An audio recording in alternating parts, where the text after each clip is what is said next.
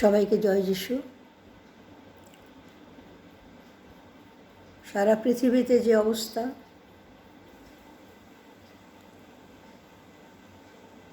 তার উপরে চিন্তা করে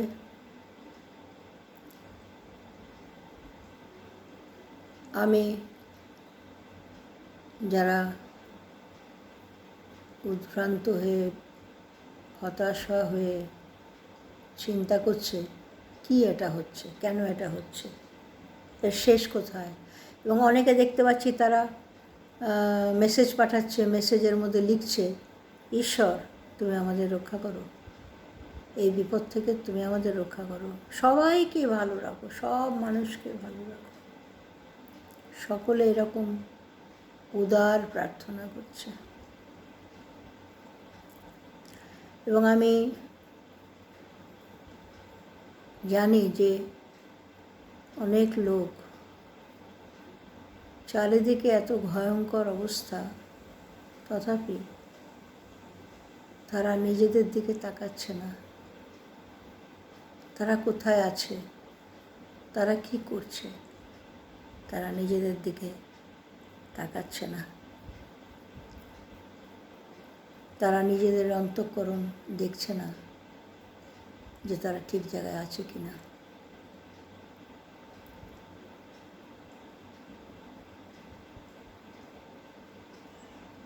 আমি সকলের সাথে ঈশ্বরের বাক্য শেয়ার করার আগে একটু প্রার্থনা করি। কারণ আমি যখন ভাবছিলাম যে আমি আবার কিছু মেসেজ দেব মানুষকে, কিন্তু আমি কিছুই মেসেজ পাচ্ছিলাম না বাইবেল থেকে, এবং কোনো প্রেরণাও পাচ্ছিলাম না কি বলবো কি বলবো না।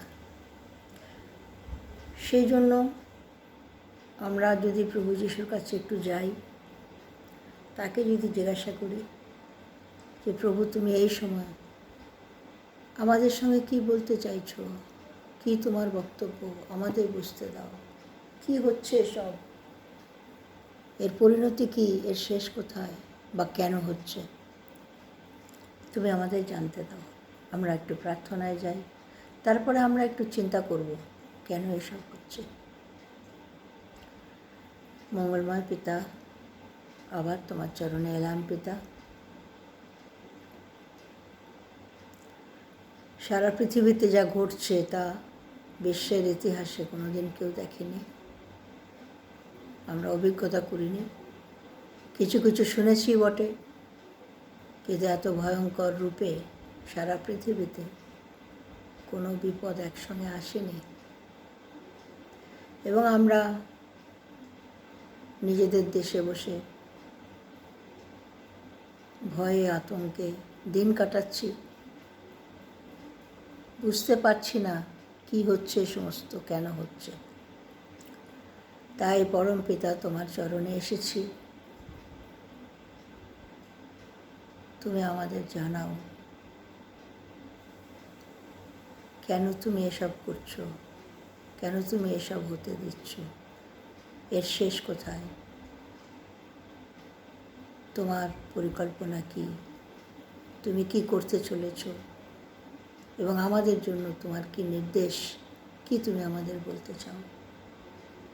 আমাদের তুমি তোমার পবিত্র আত্মা দান করো, আর আমাদের জানাও আমাদের এই মুহূর্তে কি কর্তব্য,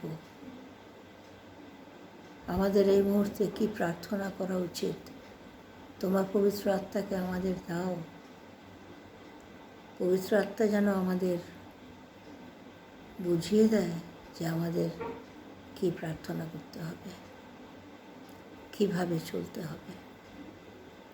পরম পিতা, তুমি দয়াময়, যারা তোমার কাছে আসে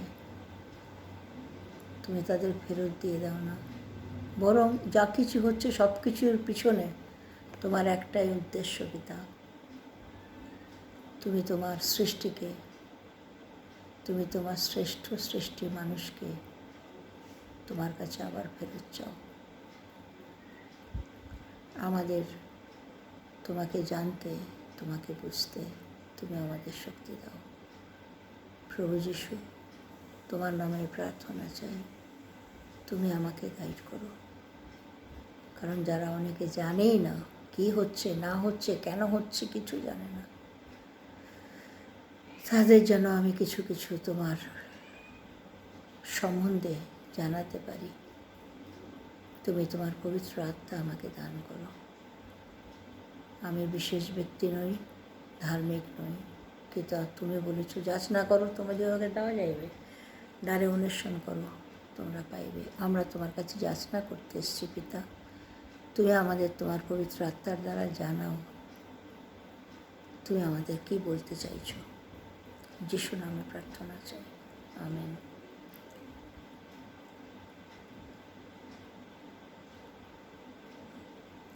স্বাভাবিকভাবেই আমি ঈশ্বরের বাক্য যখন বলতে বসেছি তখন আমি বাইবেলের কাছেই যাব। অনেক কথা বাইবেলে লেখা আছে, আমি গতবারে আপনাদের কাছে কিছু কিছু বলেছি। ঈশ্বর এত কথা বলেছেন এত যুগ যুগ ধরে, এখনও তিনি কথা বলছেন, কিন্তু আমরা সে কথা শুনতে পাই না, শুনতে চাই না। একটা বাক্য আমার সামনে এসেছে, সে কথাটা হচ্ছে, আমি একটু পড়ি। জিরমীয় 7 অধ্যায় 5 পদ থেকে। সদাপ্রভু ঈশ্বর এ কথা কহেন, যে ব্যক্তি মনুষ্যে নির্ভর করে, মাংসকে আপনার বাহু জ্ঞান করে, ও যাহার অন্তঃকরণ সদাপ্রভু হইতে সরিয়া যায়, সে শাপগ্রস্ত। যে ব্যক্তি মনুষ্যে নির্ভর করে, মাংসকে আপনার বাহু জ্ঞান করে, ও যাহার অন্তঃকরণ সদাপ্রভু হইতে সরিয়া যায়, সে শাপগ্রস্ত। সে মরুভূমিস্থ ঝাউ গাছের সদৃশ্য হইবে, মঙ্গল আসিলে তাহার দর্শন পাইবে না, কিন্তু প্রান্তরের উত্তপ্ত স্থানে নিবাসবিহীন লবণ ভূমিতে বাস করিবে। ধন্য সেই ব্যক্তি যে সদাপ্রভুতে নির্ভর করে, যাহার বিশ্বাসভূমি সদাপ্রভু। ধন্য সেই ব্যক্তি যে সদাপ্রভুতে নির্ভর করে, যাহার বিশ্বাসভূমি সদাপ্রভু। সে জলের নিকটে রোপিত এমন বৃক্ষের ন্যায় হইবে, যাহা নদীকূলে মূল বিস্তার করে। গ্রীষ্মের আগমনে সে ভয় করিবে না, এবং তাহার পত্র সতেজ থাকিবে। অনাবৃষ্টির বৎসরেও সে নিশ্চিন্ত থাকিবে, ফলদানেও নিবৃত্ত হইবে না। অন্তঃকরণ সর্বাপেক্ষা বঞ্চক, তাহার রোগ অপ্রতিকার্য।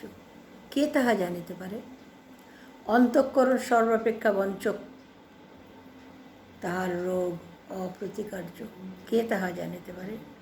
আমি সদাপ্রভু অন্তঃকরণে অনুসন্ধান করি, আমি মর্মের পরীক্ষা করি। আমি প্রত্যেক মনুষ্যকে আপন আপন আচরণ অনুসারে আপন আপন কর্মের ফল দিয়া থাকি। প্রসব না করিলেও যেমন তিত্তির পক্ষী শাবক দিগকে সংগ্রহ করে, তেমনি সেই ব্যক্তি যে অন্যায়ে ধন সঞ্চয় করে, সেই ধন অর্ধ বয়সে তাহাকে ছাড়িয়া যাইবে, এবং শেষকালে সে মূঢ় হইয়া পড়িবে।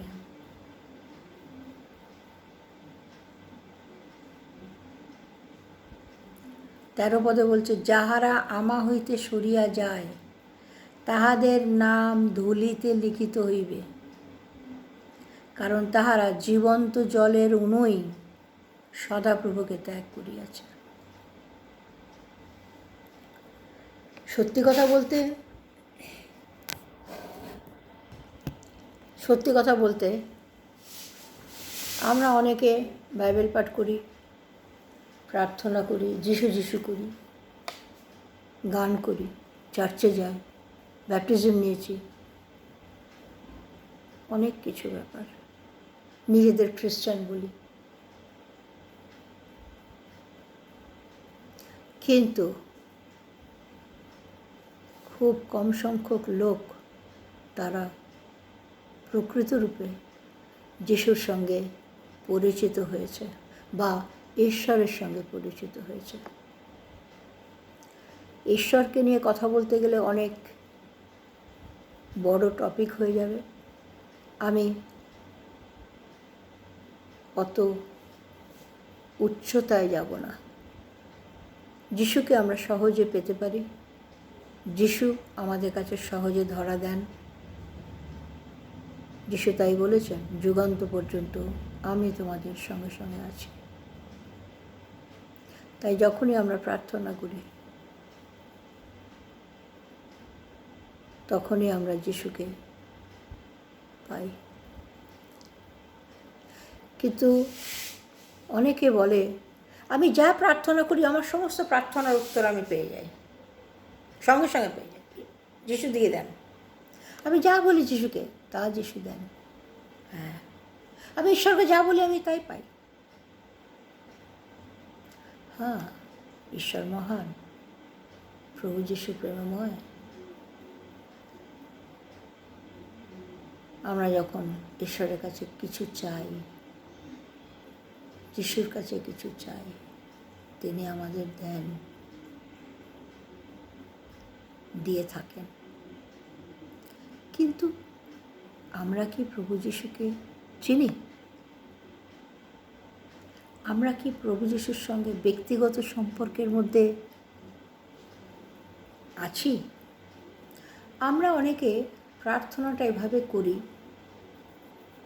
সমুদ্রের পাড়ে দাঁড়িয়ে অনেককে দেখেছেন আপনারা, সমুদ্রের তীরে দাঁড়িয়ে তারা ঢিল নিয়ে প্রচুর জোরে ছুটছে। ঢিলটা, সে ঢিলটা কোথায় যাচ্ছে কেউ জানে না। আমাদের প্রার্থনাও আমরা এরকম করি। আমরা বসি, আমরা মনে করি কেউ আছে আকাশে বসে, আমরা প্রার্থনা করি, শূন্য ঢিল ছোড়ার মতো করে ছুড়ে দিই। হ্যাঁ, তিনি শুনেছেন, শুনেছেন, কোথাও বসে আছেন, শুনেছেন, তিনি উত্তর দেবেন। কিন্তু শুধু প্রার্থনা করলাম সেটাই যথেষ্ট নয়। কার সাথে কথা বলছি, তিনি কত দূরে আছেন, তাকে কি আমরা চিনি? আমরা কি জানি প্রতি মুহূর্ত যেমন বাতাস আমাদের সঙ্গে সঙ্গে আছে, যেমন অণুকণাগুলো আমাদের সঙ্গে সঙ্গে আছে যেগুলো আমরা দেখতে পাই না, ঠিক সেরকমভাবে প্রভু যিশু প্রতি মুহূর্ত, ঈশ্বর প্রতি মুহূর্ত আমাদের সঙ্গে সঙ্গে আছেন। এবং আমরা যদি প্রভু যিশুর সঙ্গে সম্পর্ক করি, রিলেশনশিপের মধ্যে আসি,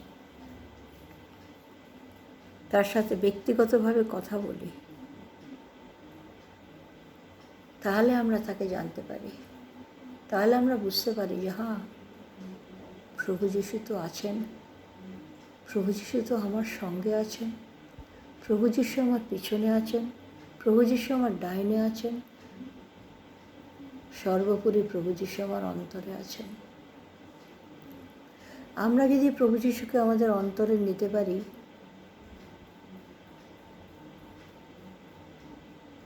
আহ্বান করতে পারি, তাহলে আমরা বুঝব প্রভু যিশু কত জীবন্ত, কত জ্বলন্ত, কত জাগ্রত। দেখুন ভাই সব, বোন সব, বহু বছর হয়ে গেল পৃথিবীর সৃষ্টি হয়েছে। বছরের পর বছর ঈশ্বর তার ব্যক্তিদের পাঠিয়েছেন, মনোনীতদের পাঠিয়েছেন মানুষকে চেতনা দেওয়ার জন্য, মানুষকে ঈশ্বরের সঙ্গে আবার যুক্ত করার জন্য, মানুষকে ঈশ্বরের কাছে আনার জন্য, মানুষকে মধ্যে ঈশ্বরকে আবার প্রতিষ্ঠা করার জন্য। ঈশ্বর যুগে যুগে প্রচুর তার লোককে পাঠিয়েছেন পৃথিবীতে। সর্বোপরি প্রভু যিশুকে ঈশ্বর পাঠিয়েছেন প্রায়শ্চিত্ত হিসাবে আমাদের জন্য, আমাদের পাপের জন্য প্রভু যিশুকে পাঠিয়েছেন বলিদান করতে। আমরা সকলেই সেগুলো জানি। জানি যিশু আমার পাপের জন্য মরেছেন, সবই জানি। যিশু ক্রুশে হত হয়েছেন, পেরেক মেরেছে, মাথায় কাটার মুকুট দিয়েছে, সব জানি। আমরা জানি যিশুর সম্বন্ধে। যিশু 3 দিন পরে পুনরুত্থিত হয়েছেন, জানি। কিন্তু আমাদের যিশুর সাথে ব্যক্তিগত সম্পর্ক নাই। বাবা মায়ের সঙ্গে, ভাই বোনের সঙ্গে, স্ত্রীর সঙ্গে, বন্ধুর সঙ্গে, সন্তানের সঙ্গে যেমন আমাদের একটা ব্যক্তিগত সম্পর্ক থাকে, আমরা পরস্পর কথা বলি, আচ্ছা এটা করলে কেমন হয় বলো তো, না না না তুমি এটা বলছো, ভুল বলছো, এটা ঠিক। আমরা ব্যক্তিগতভাবে মানুষের সাথে কথা বলি, বন্ধু বান্ধব, আত্মীয় স্বজন, স্ত্রী, মাতা, পিতা, সন্তান। ঠিক সেভাবে আমাদের সঙ্গে যিশুর সেই সম্পর্কটা কি আছে? অনেকে আমরা মনে করি সকালবেলা যখন আমরা প্রার্থনা করছি তখন যিশু এসে দাঁড়াচ্ছেন, শুনছেন, প্রার্থনা হয়ে গেছে, যিশু যিশু চলে গেলেন, আমি আমার জায়গায় চলে গেলাম, হয়ে গেল। না, সেটা ঠিক না। যিশু প্রতি মুহূর্ত আমাদের সঙ্গে সঙ্গে থাকেন।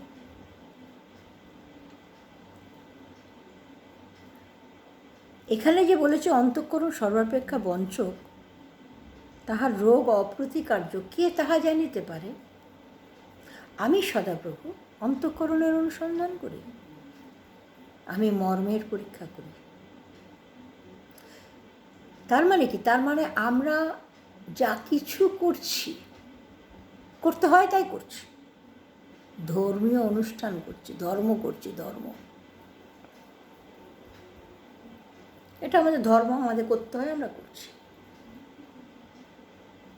কিন্তু অন্তঃকরণের মধ্যে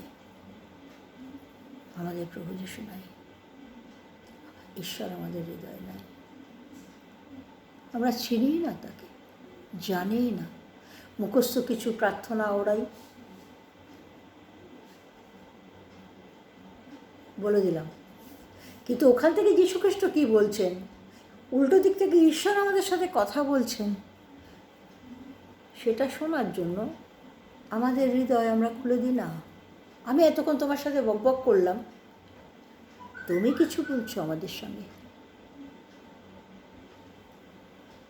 সেই কথা শোনার জন্য আমাদের সময় নাই। ও অফিস যেতে হবে, ও ব্যবসায় যেতে হবে, ও এখানে যেতে হবে, জরুরি কাজ। আমাদের ঈশ্বরের কথাগুলো শোনার জন্য সময় আমাদের নাই। কিন্তু সেটাই হচ্ছে কমিউনিকেশন। আমরা বলি প্রার্থনা, প্রার্থনা, প্রার্থনা, প্রার্থনা মানে চাওয়া না। আমরা ঈশ্বরের কাছে শুধু চাইব না, দাও দাও দাও, যিশু এটা দাও, যিশু ওটা দাও, যিশু গাড়ি দাও, যিশু চাকরি দাও, ভালো পাত্র দাও, ভালো পাত্রী দাও, ঘর দাও, বাড়ি দাও, দাও দাও দাও, সুস্থতা দাও, আরোগ্যতা দাও, দাও দাও দাও। আমরা শুধু চাইতে জানি, চাওয়া। চাওয়াই প্রার্থনা নয়। প্রার্থনা হচ্ছে কমিউনিকেশন, অর্থাৎ প্রভু যিশুর সঙ্গে আমাদের ব্যক্তিগত আলাপ, কথাবার্তা। আর প্রভু যিশুর মাধ্যমে ঈশ্বরের সঙ্গে আমরা কথা বলতে পারি। সেই জন্য এখানে বলছে, সদাপ্রভু এই কথা করেন, যে ব্যক্তি মনুষ্যে নির্ভর করে, মাংসকে আপনার বাহু জ্ঞান করে। আমার ভালো চাকরি আছে, আমার যৌবন আছে, আমার টাকা আছে, আমার সম্পদ আছে, আমার বড় আত্মীয় আছে, আমি অনেক পাওয়ারফুল, অসুখ হলে ট্রিটমেন্টের অনেক পয়সা আছে, অনেক কিছু, আমাদের কিছু হবে না। যে ব্যক্তি মনুষ্যে নির্ভর করে, মাংসকে আপনার বাহু জ্ঞান করে, যাহার অন্তঃকরণ সদাপ্রভু হইতে সরিয়া যায়, সে শাপগ্রস্ত, মঙ্গল আসিলে তাহার দর্শন পাইবে না। কিন্তু ধন্য সেই ব্যক্তি যে সদাপ্রভুতে নির্ভর করে, যাহার বিশ্বাস ভূমি সদাপ্রভু। অনেক অভিজ্ঞতা, আজ আমার 70 বছর বয়স, 71। আমার জীবনে অজস্র অভিজ্ঞতা আছে, যে অভিজ্ঞতার দ্বারা আমি বলতে পারি,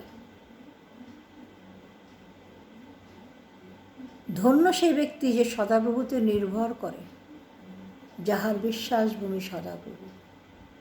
ধন্য সেই ব্যক্তি যে সদাপ্রভুতে নির্ভর করে, যাহার বিশ্বাস ভূমি সদাপ্রভু। এক এক করে আমি আপনাদের কাছে এমন কতগুলো জীবনের, আমার ব্যক্তিগত জীবনের সাক্ষ্য, বা আমি যা প্রত্যক্ষ করেছি, চোখে দেখেছি, সেই সাক্ষ্য আপনাদের বলতে পারি। অজস্র সাক্ষ্য, আমার অনেক সাক্ষ্য লেখা আছে,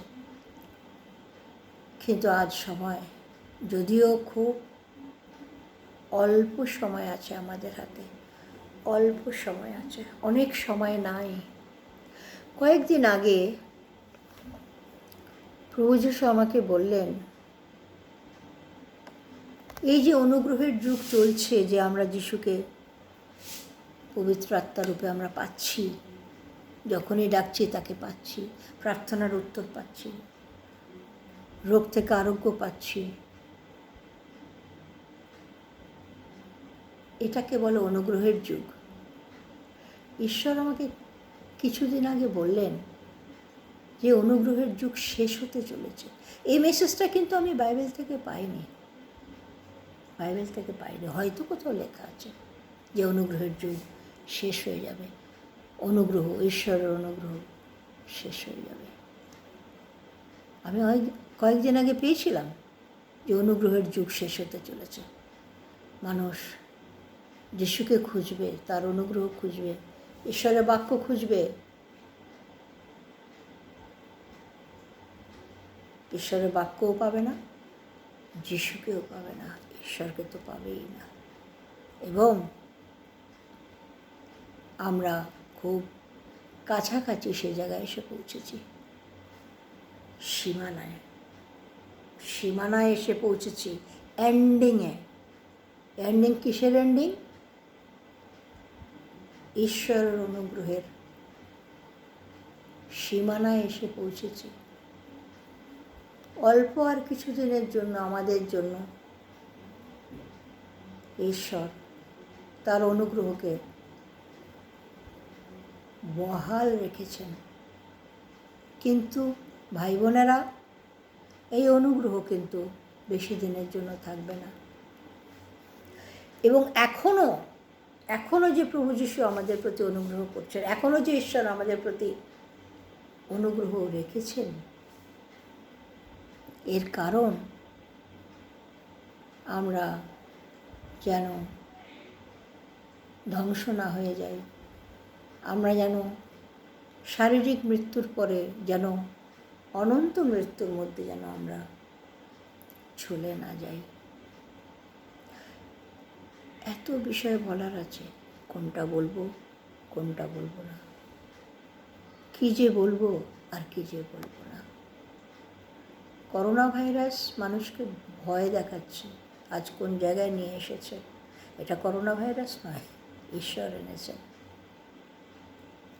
আর আমরা যদি নিজেদের ঘরের মধ্যে থাকি, কেউ কাউকে না ছুঁই, মুখে মাস্ক পরি, হাতে স্যানিটাইজার করি, অনেক কিছু করি, হ্যাঁ, আমরা করোনা ভাইরাস থেকে বাঁচব।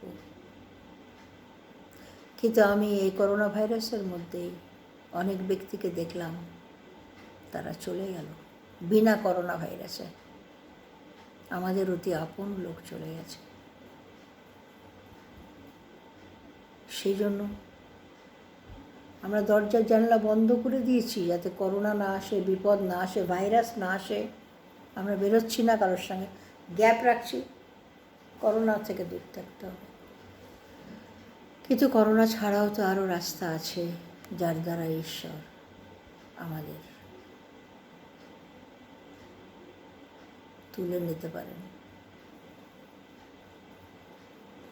তাই কেউ যেন মনে না করি বহু বছর বাঁচব, সবে কম বয়স, কোনো গ্যারান্টি নেই।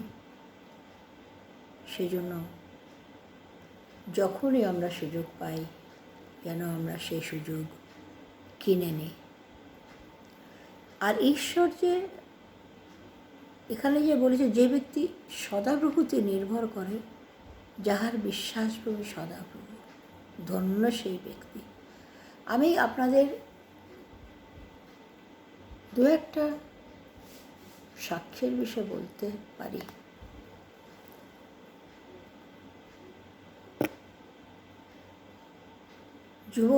যুবতী আমি তখন 16-17 বছর বয়স। আমি গ্রামে থাকতাম, আর গ্রামে অনেক গাছপালা আছে। সো কালবৈশাখী আসছে, না কালবৈশাখী না, আশ্বিনের ঝড় আসছে, আশ্বিনের ঘূর্ণিঝড় আসছে। আমাদের ঘর কাঁচা, টিনের ঘর, বেড়ার ঘর। এইভাবে হু হু করে ঘূর্ণিঝড়টা আসছে, এত জোরে আসছে ঝড়টা যে আমাদের ঘর বাড়ি সব ভেঙে দিয়ে চলে যাবে। আমরা আওয়াজ পাচ্ছি, হু হু হু করে আসছে। তখন আমরা ভাই বোনেরা ভয়ে আমরা সঙ্গে সঙ্গে মাটিতে হাঁটু পেতে প্রভু যিশুর কাছে অনুরোধ করেছি, যিশু, এই ঘূর্ণিঝড় আমাদের ঘরে রাখলে আমাদের ঘর ভেঙে যাবে, আমাদের ঘর কাঁচা ঘর। যিশু আমাদের রক্ষা করো। আমরা তখন প্রাণ বাঁচাবার জন্য প্রভু যিশুর চরণে হাঁটু পেতেছি ভাই বোনেরা, আর যিশুর কাছে অনুরোধ করছি, আমাদের বাঁচাও এই আশ্বিনের ঝড় থেকে, এই ঝড় থেকে, এই ঘূর্ণি থেকে আমাদের বাঁচাও যিশু। আমাদের পাপ ক্ষমা করো, আমাদের রক্ষা করো। বিশ্বাস করবেন না ভাইরা, আমরা যখন প্রার্থনা করছি, প্রার্থনা করা যখন শেষ হয়েছে, তখন তাকিয়ে দেখছি দক্ষিণ পশ্চিম দিক থেকে ঝড়টা আসছিল। আমরা তাকিয়ে দেখছি ঝড়টা এলো, আমাদের ঘরটাকে মাঝখানে রেখে দুটো ভাগ হয়ে গেল। আমরা দেখতে পাচ্ছি তাল গাছ, নারকেল গাছ, উঁচু উঁচু সব গাছগুলো ঝড় ভাগ হয়ে পথ করে এদিক দিয়ে সমস্ত গাছটাকে ভাঙতে, আর এদিক দিয়ে বড় বড় গাছ দেখতে পাচ্ছি, সুপুরি গাছ, নারকেল গাছ, সব গাছকে এরকম ঝটপট করতে এদিক দিয়ে আর এদিক দিয়ে, দুদিক দিয়ে ঝড়টা ভাগ হয়ে চলে গেল আমাদের ঘরটা মাঝখানটায়। এবং এটা সত্য ঘটনা। এর মানে এটা নয় যে আমরা ধার্মিক, এর মানে এটা, যাহাদের বিশ্বাসভূমি ঈশ্বর, ধন্য তারা, কারণ তারা ঈশ্বরের আশ্চর্য ক্ষমতা, তারা ঈশ্বরের আশ্চর্য প্রেম, তারা ঈশ্বরের আশ্চর্য ক্রিয়া সাক্ষী হয়। এবং এটা ঘটনা আমরা নিজেরা প্রত্যক্ষ সাক্ষী দেখেছি, ঝড় ভাগ হয়ে গেছে। আর একটা ঘটনা, আমার তখন বেবি 8 মাসের, আমার ছেলে, একমাত্র ছেলে 8 মাসের। আমি যখন আমার সেই বাবার ঘরে গিয়ে হাজির হলাম, সব কিছু হারিয়ে, টাকা পয়সা সব কিছু হারিয়ে আমি যখন গিয়ে আমার বাবার ঘরে হাজির হলাম, তখন আমার বাবার ঘরে শুধু টিনের চালাটা ছিল, সমস্ত বেড়ার ঘরগুলো পুরো ভাঙা, জানলা নাই, বেড়ার মধ্যে খোপর, খোপর, গর্ত, শিয়াল ঢুকতে পারে, কুকুর ঢুকতে পারে যে কোনো সময়, এরকম একটা ঘর, এমনি করে নড়ছে ঘরটা, পুরো ভাঙা, জানলায় কোনো কিছু নাই, জানলায় কোনো দরমার থাকে, জানলা এরকম বোনা থাকে, কিচ্ছু নেই, খোলা জানলা। কোনো রকমে চালটা দাঁড়িয়ে আছে, অবশিষ্ট একটা বর্জিত ঘর। সেই ঘরে গিয়ে আমি আমার একমাত্র সন্তানকে নিয়ে আশ্রয় নিয়েছিলাম। সেই সময় আমার কাছে কোনো পয়সা নেই, কিচ্ছু নাই, 150 টাকা পেতাম মাসে। সেই 150 টাকা দিয়ে বাচ্চাটার জন্য শুধু একটা টিন কিনতাম দুধের, আর বাকিটা সাবু, আর বাকিটা আমি কোনো রকমে চালাতাম। এই সময় ঠিক ওইভাবে ঝড় আসছে, তবে হ্যাঁ, ঘূর্ণিঝড় নয়, ঝড় আসছে, সাংঘাতিকভাবে ঝড় আসছে। এত জোর ঝড় আসছে যে ঝড়টা আমার ঘরকে তছনছ করে দেবে, কারণ পুরো খোলা, জানলা খোলা, এদিকে জানলা ওদিকে জানলা, বেড়ায় গর্ত, পুরো ঝড় এসে আমার ঘরটাকে, যেখানে আমি আছি বাবার ঘরটাকে শেষ করে দেবে, আমাদের শেষ করে দেবে। সেই সময় আমার কাছে হ্যারিকেন পর্যন্ত ছিল না, আমি এত গরিব ছিলাম। হ্যারিকেন ছিল না, আমার কাছে একটা লম্ফ ছিল, লম্ফ, যেটাকে আমরা কপি বাতি বলি, লম্ফ, ছোট্ট একটা লম্ফ। দেশলাই কাঠি কয়েকখানা আছে, বেশি নেই, দেশলাই আছে, 2-1টা কাঠি আছে। আমি ওই ঝড়ের মধ্যে আমার কোলে আমার 8 মাসের সন্তানটাকে কোলের মধ্যে রেখেছি, রেখে আমার ছেলের দুধের টিনগুলো 6খানা 7খানা দুধের টিন হয়েছিল, 1 2 3 4 5 6 করে দুধের টিনগুলো দিয়ে মাঝখানটায় কুপি বাতিটাকে রেখেছি। দুধের টিন একটার পর একটা, একটার পর একটা করে এরকম করে ঘিরে দিয়েছি কুপি বাতিটাকে, যাতে হাওয়ায় আমার কুপিটা বা লম্ফটা নিভে না যায় বলে আমি আমার বাচ্চাকে নিয়ে প্রভু যিশুর কাছে বলছি, যিশু, এ লম্ফ নিভে গেলে আমার আর দেশলাই কাঠি নাই, কারণ বারবার জ্বালাবো বারবার তো নিভে যাবে, বারবার জ্বালাবো বারবার তো নিভে যাবে। আমি বলছি, প্রভু যিশু, আজ তোমার পরীক্ষা, আমি জানি তুমি আছো, আমি জানি তুমি জীবন্ত, কিন্তু আজ তোমার পরীক্ষা প্রভু যিশু, আজ তোমার পরীক্ষা।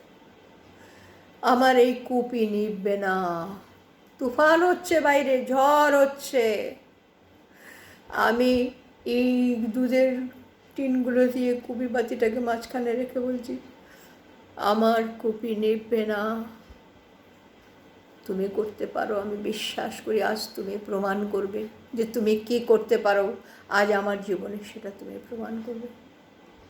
আমি যখন প্রার্থনা করছি তখন আমি দেখতে পাচ্ছি শয়তান হা হা হা হা করে হাসছে, আমি দেখতে পাচ্ছি শয়তান বলছে ওর নাকি ওই ঝড়ে নাকি কুপিটা নেভাবে না, নেববে না, যিশু নাকি ওর কুপিটা জ্বালিয়ে রাখবে।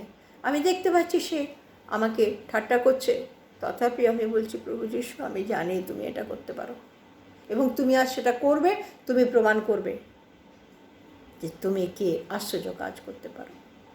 আমি তাকিয়ে রয়েছি কুপিটার দিকে, যিশু যিশু করে। কুপিটা নিপচে নিপচে নিপচে ধাপ নেমে গেছে, আর শয়তান বলছে, হয়েছে, তোমার যিশু ফেল।